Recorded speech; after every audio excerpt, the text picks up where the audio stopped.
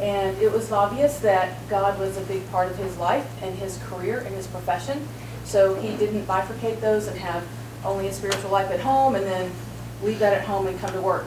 He very well integrates them into who he is and how he does what he does. I know you've had an opportunity to read his bio, so without further ado, I will welcome Mr. Chanaga. Thank you. Thank you.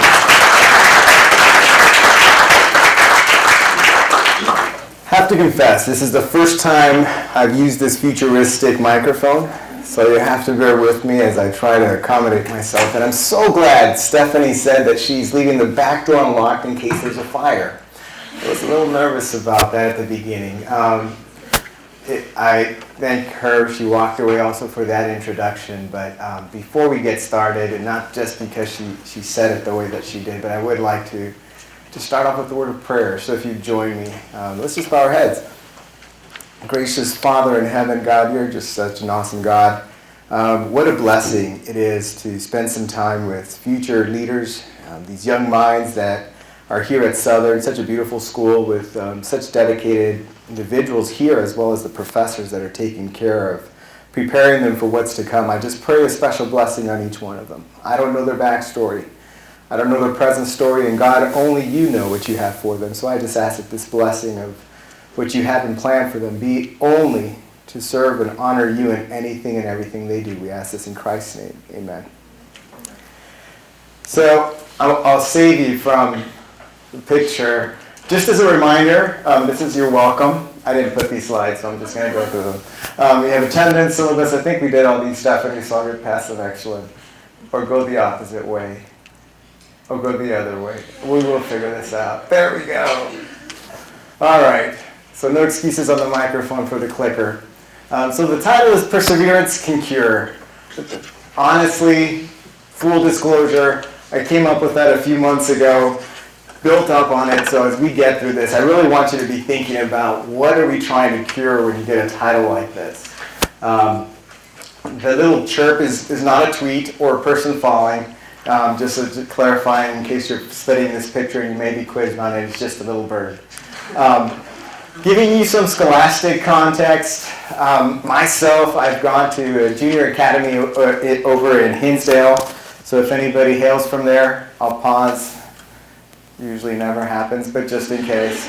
I also went to a public high school out in Chicago, Westmont. Anybody from Westmont Senior High School? I'd be very shocked but happy if you're here. Again, no. So college at DuPage is a community college. I decided that when I was going to finish up, I wasn't sure if I was going to go to what school. My brother was going to Andrews, and I said, I'm going to go to community college, and I got my associate's degree there. And then Southern snuck up on me. It was not on my radar, and I had an opportunity to come out here, and man, what a blessing.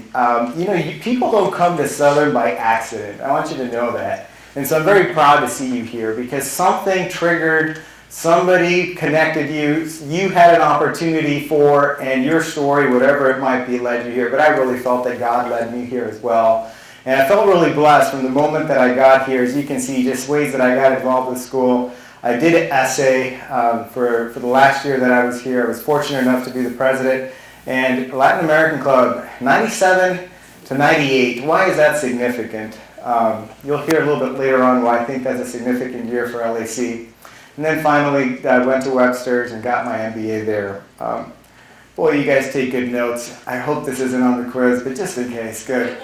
Okay, good. But they take such good notes. You won't be quizzed. I see so many people are dropping their pens now. Right now, man. Who's scratching it out? Okay, no.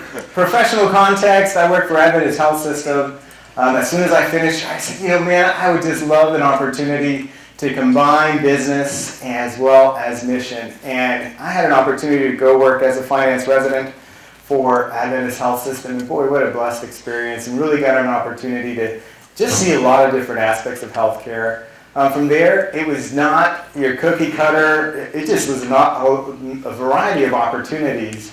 And so from business jumping into IT, the only reason I did that is because my brother's an IT genius, and I wanted to show him I could also, play in the IT field, which I did horribly. But I didn't do horribly, but it was challenging, but it was a great challenge. And then I dabbled into surgery.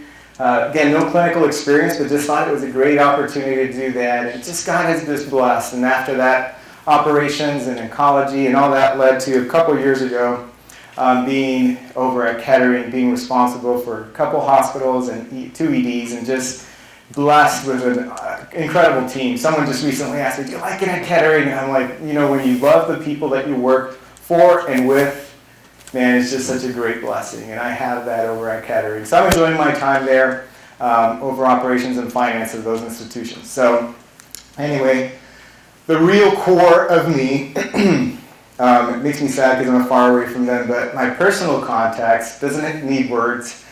So much can be explained in a picture. I have the most energetic, filled with love and attention, and just a bundle of joy is Vanessa, who is in blue, sitting on that porch there. She's my youngest, and she likes to be a baby, even though she's huge. But she's the youngest, so she pretends that she's at 6 years old almost still a baby. And Allison is my intellectual and incredible communicator, who at 3 years old would ask me for, Dad, I need some privacy. What? You're 3. So both of them, my wife and I, Jessica, we're blessed to have them. Jessica's a homeschool teacher, my rock at the house, and making sure that the girls are always attended to. So when I go to work, I leave my day asking my girls 2 questions. And I tell them I will be asking them 2 questions at the end of the day. I said, don't forget, when I come back, I want to hear your answer to 2 questions. What did you learn? And how did you love? And every day I come back and I expect that from them. I want to hear how they're learning and how they are loving. And I want to just challenge you as you finish off your year, think about what is it that you've really learned while you've been here at Southern, and how did you really love? Because knowledge is one thing, but if you're not able to translate that into something that creates your passion or your personal context, man, it's just going through the motions, and it's a cycle, and it brings no joy to your life. So that's the personal context. I've used up almost 10 minutes on that. So sorry. I'll try to breathe through the rest of it. But now I get to wake some of you up and get an audience context. Okay, just seeing if any heads jerk, like what? But my first question is, and this might be simple now that I see the seating arrangement. I see that the majority here are students, right? Anyone who's not a student, I guess, raise your hand.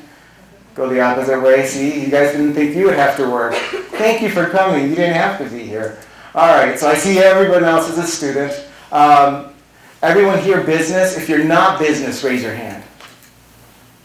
All right. Good. You're in the right place. How about finishing school? Who's finishing this December? Anybody? Congratulations. Yeah, a lot of hands, some familiar faces I see also. Who's finishing next year? Okay. May. A year from May. Well, I'm sorry. Thank you to clarify. Who's finishing this May and who's finishing a year from... Let's try. Who's finishing this May? We can do this! All right. Who's finishing a year from May? Or beyond? Yeah, beyond. It's good. It could happen. So, good. So we have a good variety. Throw out some options here. Where do you see yourself happy? Now think of this moment, It could be right now. You get extra credit, please. Stephanie? No, that's good. No, but really, where do you see yourself happy? Any options? Who wants to throw out I see myself happy? No one. I've seen the videos of former speakers. This is very natural if this is the first time for that interaction part. The good thing is the microphone can't pick you up. So it's only here that's going on the video. Where do you see yourself happy? Anyone? That picture came to mind. When I asked that question, something came to mind. Who's brave enough? Outdoors. Outdoors, thank you. Thank you. All right. I saw a hand over here somewhere. Surrounded by family. Family, yes. With my fiance. Fiance, you should see his smile. He's like, yeah, boy. It's all good. All right, anybody else? This is great stuff. I'm learning. No one else happy? It's outdoors? Free diving. Ooh, very intense. Nice. Good stuff. So you can, and those of you that are thinking and probably are getting that picture a little bit more solid, like, yeah, that's where I see myself happy, think about it. But it's important for me to understand a little bit what makes you happy. Now here's another opportunity to interact. How do you define success? I'm not going to do that whole thing with my hands again. So if you're waiting for that, you can go ahead and just say, how do you define success? Many failures. Many failures. Very nice. Very nice. Anybody else? Contentment. Good. I saw a hand coming up behind you. I was going to say the same thing. Really? Wow. It must be this will thing. Okay, good. Perseverance. Good, good. Success, perseverance, contentment. Yes, in the back. Taking care of those you love. Taking care of those you love. Very nice. I saw, was your hand going up or no? She's like, don't call me. Okay. Anyone else? Serving those around you. Serving those around you, yeah.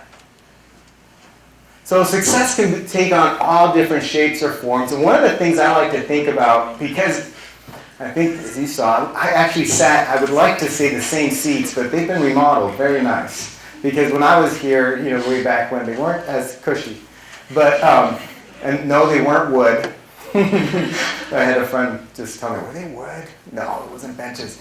But when I was here and I was sitting there, I was trying to figure out what does success look like. I mean, I've put all this energy, this time into getting my scholastic achievements and completions and coming on time and getting my credit and doing all these things. But now, what was the success to follow? And as I reflect back on it and I try to put myself in your shoes, there was one thing that was overwhelming as I was preparing, which was, I just wish somebody had told me more. So I'm going to challenge you and make you think as we start talking about perseverance can cure, what is the difference in your mind between success and significance? And that's a question that I'm currently struggling with. Maybe struggling is not the right word, but I'm tackling. Because struggling indicates that somebody's winning and somebody's losing, but tackling means I'm on the offensive and I'm trying to make sure that I can have a clear understanding of what that means. Here are some examples, and I think you can read it there fairly well. Here is someone, Sheryl Sandberg, success or significance. In your mind, this is just an unofficial poll, and I promise that none of the people that are on the screen are going to get your poll results, but in your opinions, would you consider her to be successful or significant? Or both? It's mixed. I heard significant, I heard successful, I heard both. Anybody want to offer their opinion onto either one or what they've heard or what they think? Why would somebody say that she is significant? Education. Okay, very good. Why would you say that she might be successful? Sorry, two things. Go ahead. Just one of the two women who's CEO of a Fortune 500. Okay, woman of a Fortune 500 company, yeah. So I heard somebody else say something else. Net worth could be a definition. All right, here's some more examples. Martin Luther King Jr. Successful, significant, or both? Both. I hear a lot of significant and both. I heard it was stronger on significant and both than in the first one where it was honestly an initial. Maybe you guys are just getting warmed up, but it was all over the place. Okay, why would we say he's significant? Change the world. Very, very true. Great impact. I heard successful too, or both. Why successful too? He achieved so much, right? Yeah. Edward Roberts. Did anyone go on Google today? Yeah? Okay. So if you went on Google, this is actually the gentleman that was in that Google bar right above it. Do the kids still Google? Okay, good. There's some smiles. Good. So Edward Roberts was very influential, as you can read here, very much an activist in civil rights for disabled. So tell me a little bit, would you consider him to be successful, significant, or both? So since I called you guys out being very vocal, now you're like, I'm not sure who he is. All right, both. I heard both as well. Mr. LeBron James. I'm from Ohio, I get that, but I don't hail to the Cavaliers, so don't hate or love. But so successful, significant, or both? Successful. Oh, interesting. I heard a stronger wave of successful first. Some both, some significant. Why successful? Since it sounded like more on this side, why successful? One of the best basketball players ever. Wow, you must be a fan. Huh? I mean, he's all right. Yeah, so he's a great basketball player. Okay, successful, good. For those who said both, why maybe both?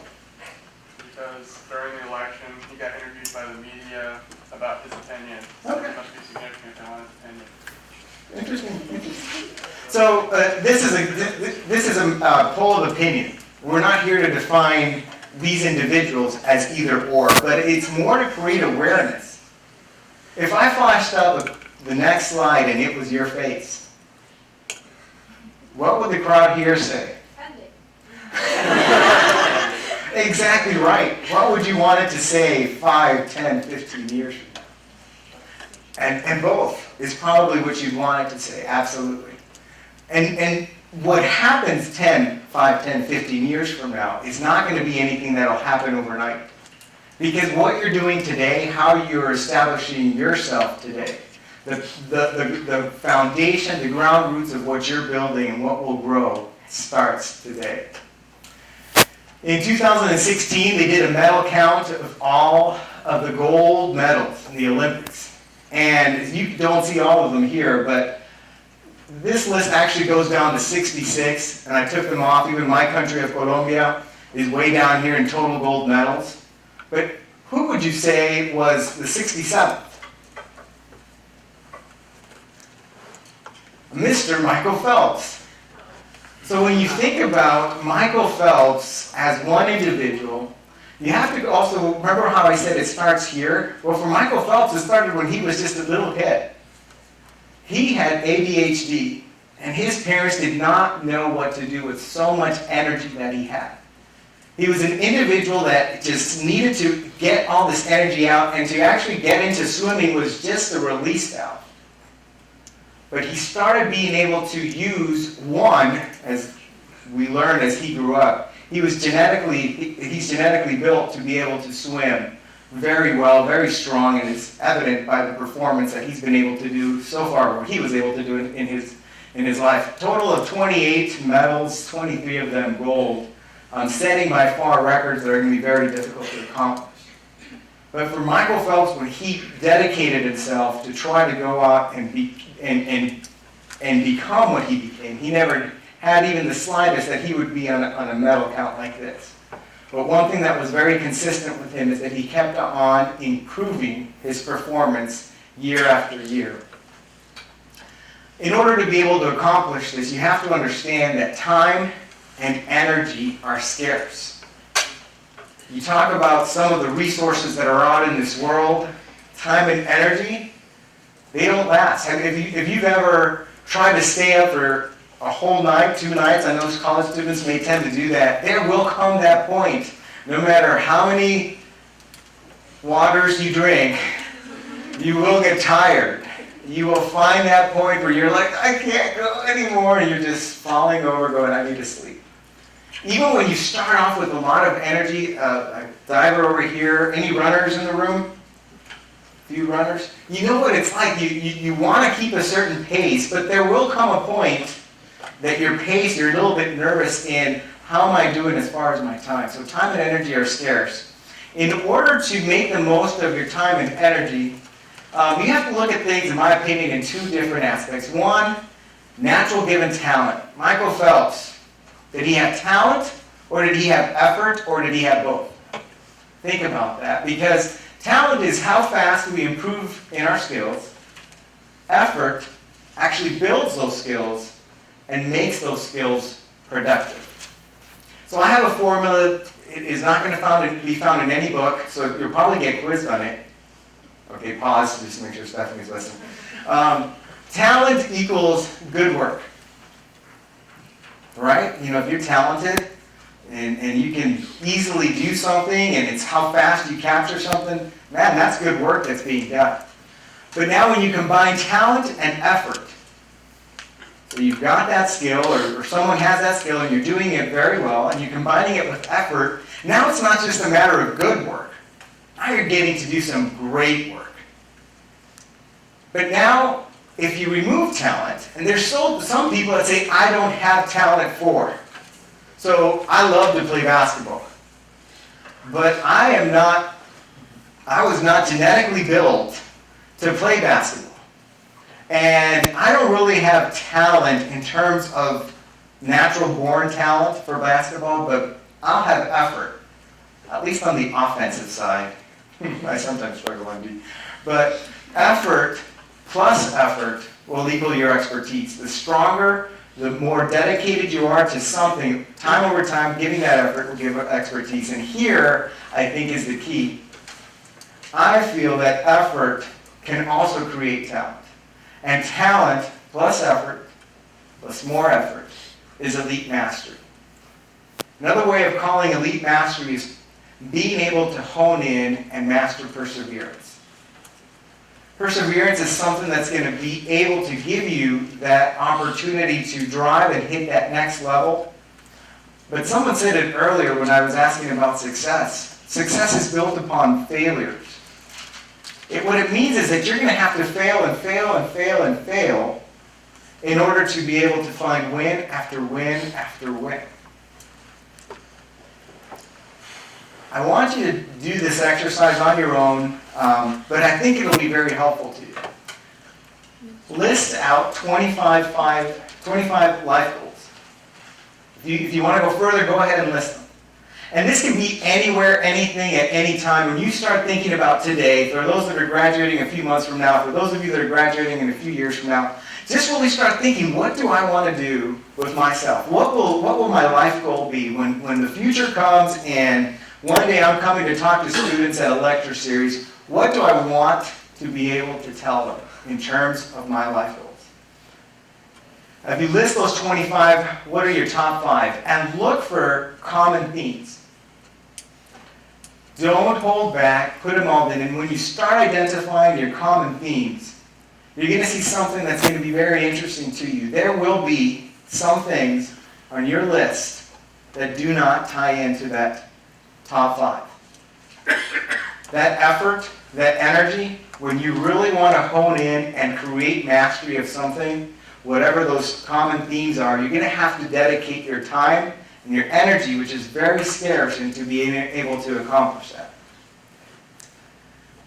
So, as you look at this picture, and as we're talking about success, we're talking about significance, we're talking about reaching some very difficult heights, what do you think is missing from the picture that you see in front of you? Other people? Very good one. A what? An ever-growing mountain. Right? So it just keeps, you might get there and it might just get even higher somewhere else. Good. What else?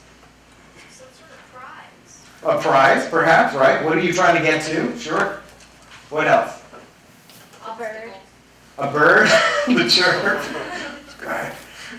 Obstacles, right? It's not easy. Yes. Support. Huh? Support. Absolutely. You guys should be talking up here. You're taking my slides. No, I'm kidding.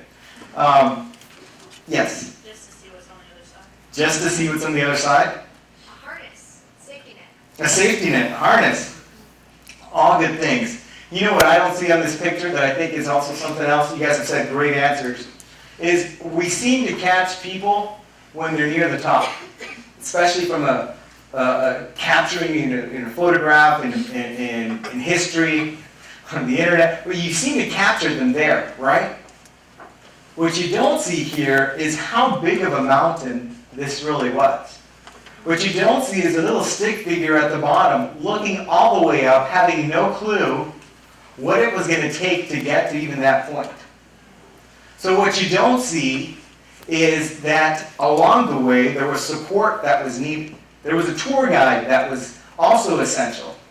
What you don't see is that that little stick figure fell down and maybe rolled over 50 plus times before they got up and got to that point. So a lot of times when we think about success and significance, we know what the end result might look like. Remember the pictures of the people that we started naming off that are probably near or some top of mountain or maybe cliff? depending on how you look at it, they have reached that point, but what we don't see is the effort that went beneath them, the people that went with them to arrive at that. Hospitals, for those that have family members who work in hospitals, you'll know, and maybe other industries, we love acronyms. And I tried really hard to come up with an acronym to give you. I did, but I didn't think IEPP was a great one. So just remember, interest, exploration, practice, and purpose, in my opinion, are roadmaps to help us reach a higher point in our goal for success and significance. And we're going to unwrap these one at a time and think of them more like steps.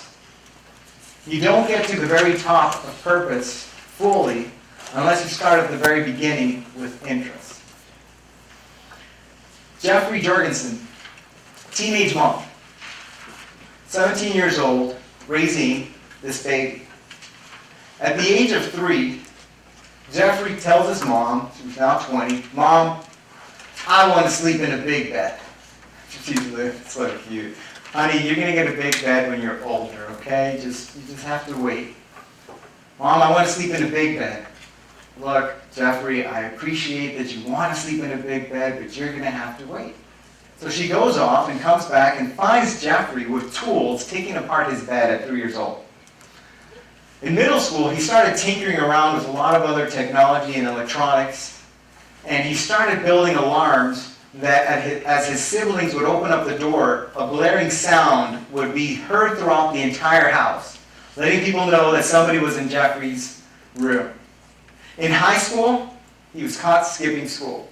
And the reason he was skipping school is that he found a professor at a local university that was teaching him about aerodynamics and going on into field studies and trying to do these experiments in high school. So his mom, when she found out, she said, "Jeffrey, you can't skip school. We'll work through this if this is what you want to do." Very smart kid, very bright. In the university, he majored in computer science. So you start seeing that his interest at all of these stages was just wandering from building, tinkering, large-scale testing and aerodynamics, computer science. Where is this kid going? But one thing that Jeffrey had, and his mom still says it to this day, is that he had such a passion for learning and tinkering and had just, his interest level was so high that she just wanted to foster that. So she always made time for him to be able to explore. Now, we're at a much further advanced stage, so you can go ahead and tinker and explore and learn new things. That's what he started doing in computer science. He ended up working in Wall Street, and a very successful person working in Wall Street. He was able to make wealth for himself as well as for his company, for his clients. Just would get into the computer science of when, where, and how to invest in things. And he continued to make significant changes for himself from a financial standpoint. But you know what? Jeffrey was not, after he had been getting all these interests and tinkering, he had built himself sufficient wealth that he said, "You know what? I want to turn this into something bigger. I've always wanted to be part of making a company that works on space travel." So he quit his job. He said, "I need to do something else that's going to lead me to one day start a space travel company." Now, I wish I could be here to tell you, and Jeffrey now has launched the first space travel. He hasn't. He just set up a website called relentless.com. Go ahead and look it up after school, after class, and see what he's done in between there. I will tell you that Jeffrey Jorgensen was adopted by his stepfather, so that's not his current last name. But he was always someone that would dedicate himself to try to learn and tinker and have an interest, and he was just not satisfied and trying to continue building upon it. And that's something that I really encourage you to do. Regardless of where you're at right now, you have to learn and develop interest and be able to capitalize on that interest. After you continue your interest journey, go to the next step, which is exploration. All right, so I took this off your website, and I mentioned to you that I would talk to you a little bit about LAC. So I was here back in 97, 98, and I was one of the first founders of the Latin American Club. At that time, when we were coming to school, there was nothing dedicated to the Spanish community that would say, hey, you can be part of a club that's out there and being active within Southern Adventist University. And a bunch of us got together and we started talking, why isn't there anything for the Spanish community?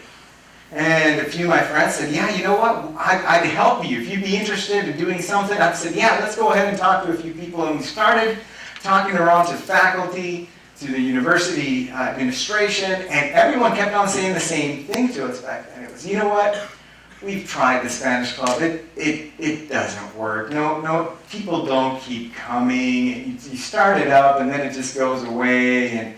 And I don't know, I'm assuming since this was on your website, LAC is still part of the school. Good, okay, thank you. Whew. So back then, I remember that we just wanted to find out, we needed to explore why couldn't we have this club.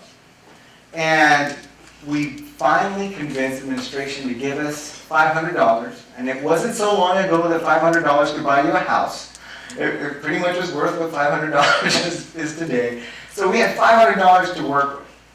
And so our next challenge, this group of individuals that said, we feel like there should be some type of club for Latin American students or anyone who wants to be part of a Latin American club, Latin American-led club.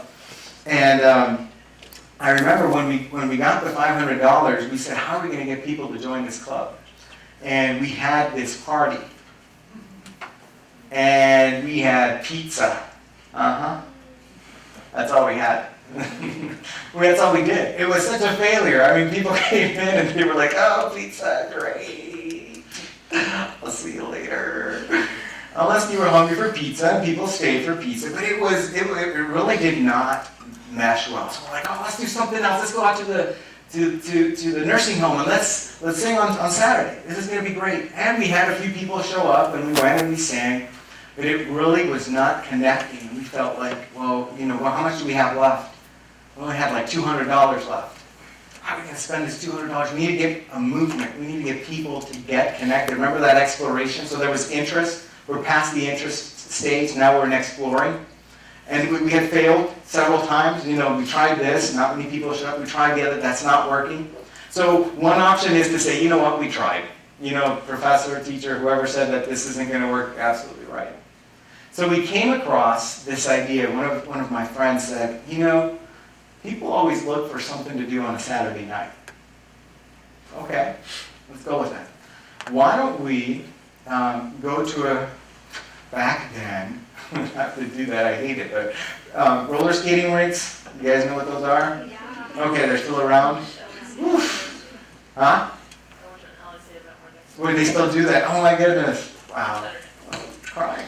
Okay, so the story behind that is that the first one, almost 20 years ago, the first one, we ended up saying, why don't we go to this roller skating rink and ask them for a discount and subsidize our remaining $200 so that we can give students a low-cost opportunity to go roller skating. Great, so we did that. And then we started building on each other's ideas. Well, where are we going to go ahead and sell this? And we started thinking, there's probably a lot of different places. And somebody said this very wise suggestion to say, why don't you go to Talsh Hall and sell them on Saturday after sundown? And it felt like the stock market because we ended up positioning ourselves with, you can sign up to LAC and for $5, you too can be a member and go roller skating tonight. I think I got the voice for it if I practice it. So we started doing that, and there was 3 of us, and we literally ended up selling and making a profit, by the way, to be able to subsidize this for the next year and still have money left over because we had so many people. I really think that we had maybe half of Southern roller skating that night, and it was just such a great opportunity. And I look back on it, and I think that what it took was exploration. You had to keep looking at what are different things that we can continue doing that are going to generate a positive change. And just putting myself back in those moments, we could have easily, as a group, said, you know what, we give up. We tried a couple of things, that's right, we can't get this off the ground. And I'm happy to hear that it's still going very well, and it changes. You know, once you have that exploration and things continue to develop, so on and so on. The next step in your steps would be practice. Boy, practice. How many people here play an instrument? What do you play? Ooh, lots of hands. What do you play? Harmonica. Piano. Piano, harmonica, okay? Trumpet. Say an instrument that hasn't been said. Saxophone. Violin. Huh? Violin. Guitar. Am I missing any? Huh? You play it. Huh? Percussion. You get extra points. Give this man extra points. So when you practice, how many people want to play instruments? Do you want to be good enough? A few of you are saying no. Some are like, I just want to be good enough. So in practice, it's not a matter of waking up and saying, I want to be the next Beethoven. In my opinion is, I want to be better than I was yesterday. And you always want to strive to continue to improve from where you were. Let me tell you a little bit about practice, and here are 4 different items that I want to highlight. One is your approach. To really gain mastery, it has to be deliberate. That means you have to tell yourself, I will be doing this practice. Your attitude towards it has to be from an optimistic perspective. Keep hope alive is very important in business. There are months that we don't make our budget. And if we didn't have our hope and said, forget it, we quit, we wouldn't be in service. Follow through. That word perseverance comes through again. And the outcome, in my opinion, is for being relentless for improvements. Are there bilingual people here tonight? You speak another language. How many had to learn that other language? How many went to school to learn another language? Okay, a few hands, okay. As you're going through that, I use Google. You guys admitted it's still around and you use it, good. So I Googled to find out how long does it take to learn a new language? How long do you think it would take you to learn a new language if you started it today? 2, 3 years, 5 years, okay? 6 months? Who said 6 months? 6 months? Nice. So here's what Google says. If you actually put in 10 hours a day to learn a language, then basic fluency in easy language should take 48 days. What's the key there? 10 hours. So if you have an approach that's deliberate, if you're optimistic that you can do it, if you do the follow-through and consistently strive for relentless improvement, in 48 days, here it says, well, it could be a difficult language, maybe 72 days. If you count days off, you're talking about 2 to 3 months. Only if you put in 5 hours, it could even take twice as long. So that's 6 months. You must have Googled, sir. Way to go. So practice is very important, but it's being deliberate. I know you're skeptical going, how can this possibly be? And not that Google's always right. But now let me ask you in terms of sports. Some people like to get out there and be athletic, or at least get out there like me, less be athletic. But how many hours do you think it takes a professional soccer player to become a professional soccer player? All his life. Huh? All his life. All his life is one? Oh, that's a good answer. According to Google. Let me rephrase it. I'm not asking it right. By the age of 18 or 19, how many hours do you think an 18 or 19-year-old professional soccer player, on average, has put in kicking a soccer ball, or in touch with a soccer ball? 10,000. 10,000. You guys Google so awesome. It takes 10,000 hours. Extra credit? No? Oh, maybe? Okay. It takes 10,000 hours. Now, that was a great guess. I don't know if you really were committed to the answer or like, oh, he's going to go big. But I want you to think about something. I did the math because I like numbers, and I said, if it's 10,000 hours, what percentage, assuming that they didn't start playing with a soccer ball until they were 5, what percentage of an 18 or 19-year-old professional soccer player, what percentage of his life was spent hitting or kicking a soccer ball? Well, it's not majority, but I did the math. 13% of their time, not including eating, not including traveling, not including school, 13% of all of their time was dedicated to kicking around the soccer ball.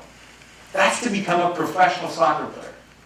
Now, fun statistics, great and everything. How long do you think it would take you to whatever that common theme of where your goal is and where you want to dedicate and you find a lot of happiness and contentment with, how long do you think it would take you to become an achieving master, expert of whatever that is? I want you to think about that, because I really think that that's an important thing to realize. It takes, back to that mountain and reaching that peak of whatever your success and significance is, it's going to take work. And it's going to take a lot of work. And it's going to take perseverance. And it's going to take times that you will fail. And it will take times that you will have to get right back up and say, I know this too can be overcome. Purpose. Purpose is the most significant step of all. In my opinion, you cannot reach any point of expertise if you don't have the heart and the purpose within it. Now, there's a story that's told that there are 3 people laying bricks, and they're asked, what are you doing? Now just imagine that. They're out there, it's hot, they got the cement putting a brick, and putting the other one. There's 3 of them. They look exactly the same, and the first one says, well, I'm laying bricks. Okay? Walking over to the next one, working just as hard. What are you doing? I'm building a church. Go walk over to the third one. Same procedure, same process. Now, they're doing the same things. But the third one says, I am building the house of God. It can be the same activity, but the approach in defining the purpose of the same work can create the difference between just having a job. And I pray that each one of you is not looking to leave Southern to get a job. Because there's lots of jobs. You didn't have to come to school to get a job. I also pray that you're not here just to get a career. Because frankly, you can have a career without having the education that you've just gotten. But I do pray that you look at it with purpose. That it becomes a calling. That you realize that when you wake up every morning that I'm going to do something, A, that I love, something that I enjoy, something that I feel that I'm good at, something that I've been able to dedicate talent, effort to create something that I am happy to create. This verse is wrong. I take full accountability. It should be Luke 5:17 through 25. So, give you some context of the way Luke plays the story. Jesus has gone out and he's actually called some of his disciples in, and they've decided to follow him, lay down their nets, and he's called them fishers of men. And then after that, according to Luke, he's gone out and healed the leper man. He's got leprosy. Back then, it wasn't like the hospitals of today. There was really no cure. You would be cast out, as you well know. And he comes and he heals this leper man, and he tells them, you know what? I only ask you to keep it between us. All right? I'm glad you're better. Your sins are forgiven. You're healed. But this gentleman that had leprosy cannot contain himself. You cannot contain yourself when you have found something of truth and value and gold. And to him, that's what he felt that he had found. And so he takes off running, telling everybody exactly what had happened to him. So I'm setting the stage. The people surrounding hear that there is this healer that doesn't look at whether you have Medicaid or an HMO, PPO. He's healing people for free. He's got a clinic set up, and the crowds start coming. I remember once I walked out of Michael Jordan's restaurant. You guys know who he is? Oh, not that many laughs. Google him. And as I was coming out, I said, I can't believe he was in there. And as soon as I just said that, and I was talking about my friend, not Michael Jordan, people just rushed in, like, oh, he had to be in there. And now multiply that. I know that was mean, right? But multiply that now as people have heard that not is it just I'm going to see someone of greatness, of success, of significance, but I'm going to see someone that's going to make an impact on my life physically. The crowds were surrounding him. They could not get to him. And I like to think of the story of the cripple, because I like to not imagine him as he's being descending down, but at what it took to get him there. It took for him to be surrounded by people that believed in him. He himself could not get there. It took him being able to articulate, I need to see Jesus. You do not understand. This is where we need to go. He had to play the leadership role because it was his life that was dependent on it, and he had to work with people that he trusted to get himself there. Now his friends, while they were there, they believed in his vision, his mission, and the goal of getting him to Jesus. And when you think about just this visual here, crowds of people, and getting a man on a stretcher through those crowds of people was not an easy task. They were rejected because they could not get through the door. So do you go home? You're not the only cripple. You can do so much more. We'll set you up in the best begging location in town. You will get so much.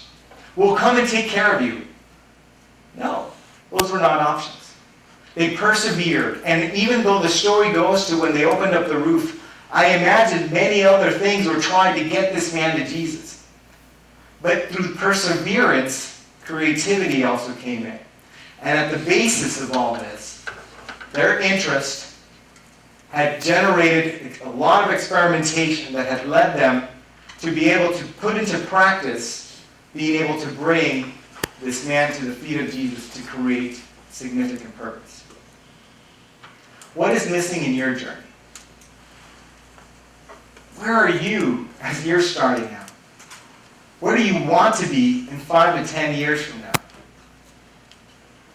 Where do you feel that God has given you the opportunity to put into exercise your interest, the ability for you to explore and experiment, your practice, the things that you're trying to refine and create improvements on, and then ultimately combining all of this to create purpose? I guarantee you that if your heart is not at the center of what you do, it does not matter what your net worth is. It does not matter how many championships you have. It does not matter how many gold medals you have. It does not matter if you change the world.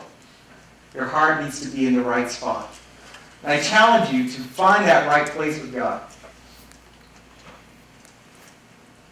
So on behalf of Kettering Health Network, which allowed me to come in and talk to you, even though I know it's a 2-hour session, I'm kidding, she told me it was this one. I just want to say thank you. Here's my email address in case you want to shoot me an email. I enjoy talking to individuals and giving them just my life experience, and I'm also on LinkedIn, so feel free to find me either way, shape, or form. And before we end, just like we started, let's have a quick prayer so we can just ask God to end the session. But Heavenly Father, I thank you so much just for letting us have a chance to get together. God, as I think about the mission of your Son to this world, the purpose of coming to this world to pay for our sins, I thank you that that mission was accomplished. But God, you instilled in us a sense of responsibility for the talents you've given us. Help us use them to serve you and to serve others. We pray this in Christ's name. Amen. Thank you very much.